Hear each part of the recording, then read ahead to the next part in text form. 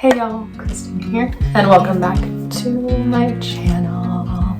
If you're interested in minimalism, simplifying, and healthy living, then stick around. So in this video, I'm going to be sharing my series of 10 things to declutter my kitchen. So I've already done a video on 10 things you can declutter from your living room, from your bathroom, from your bedroom.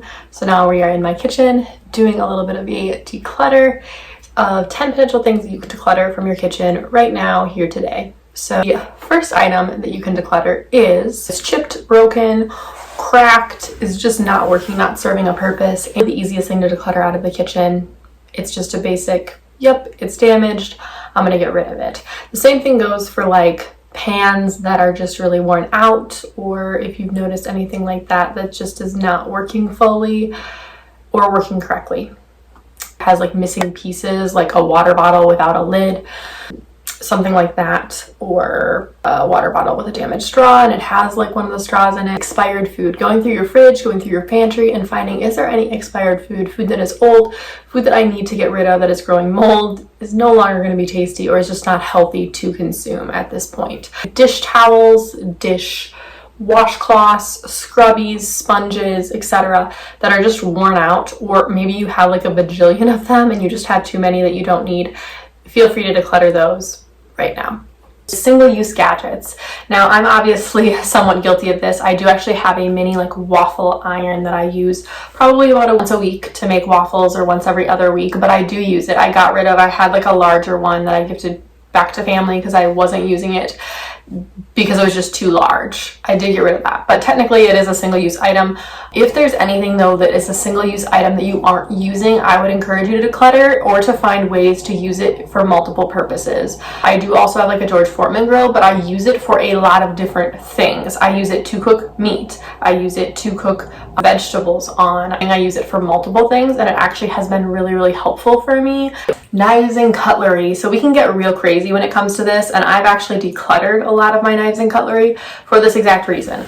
A lot of times, you know, you can buy the big like blocks of knives and like all the knife sets, right? But do you actually need all those knives? Could you buy one knife? Could you buy a knife that's multi-use? Extra serving items. This could be spatulas, wooden spoons, used to like flip things or serve cake, pie, lasagna, like whatever you're serving. How many of them do you realistically need? You know, for me, pretty much all of my stuff I keep in my little utensil jar behind me, and that's pretty much where all of it stays. Magnets.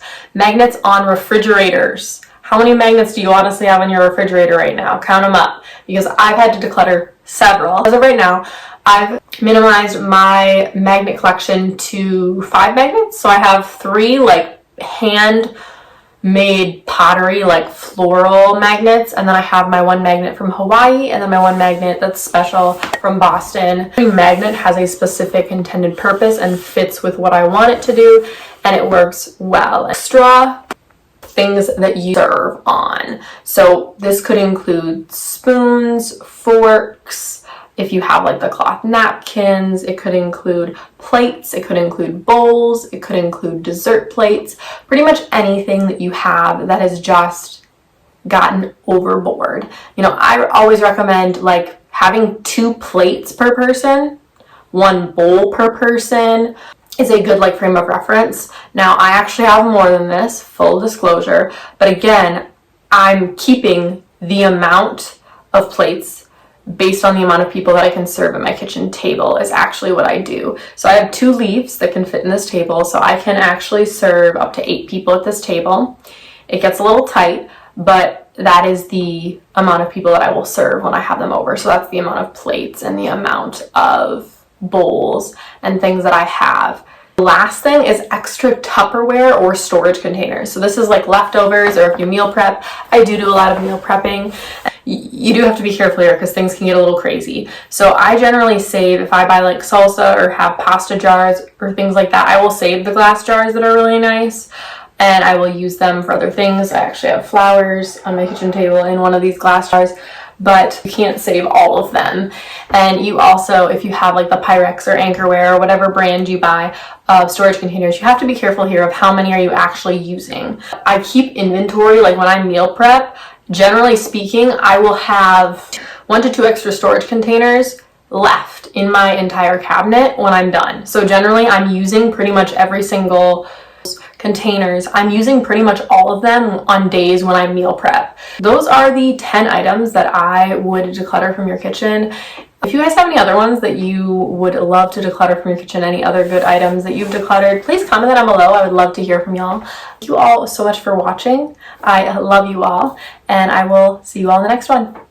Bye.